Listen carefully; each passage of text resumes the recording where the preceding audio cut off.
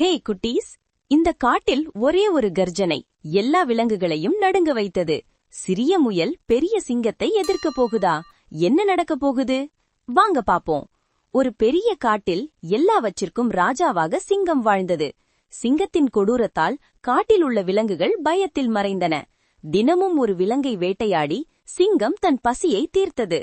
ஒரு நாள் விலங்குகள் எல்லாம் சேர்ந்து கவலையுடன் ஆலோசனை செய்தன. ஒவ்வொரு நாளும் ஒருவரை சிங்கத்திடம் அனுப்பலாம் என்று ஒரு திட்டம் போட்டார்கள். அந்த நாளிலிருந்து தினமும் ஒரு விலங்கு சிங்கத்திடம் சென்றது. ஒரு நாள் புத்திசாலி முயலின் முறை வந்தது. ஆனால் அவன் பயப்படவில்லை. முயல் மெதுவாக தாமதமாக சிங்கத்திடம் நடந்து சென்றது. பசியால் சிங்கம் கோபமாக கர்ஜித்து முயலை பார்த்தது.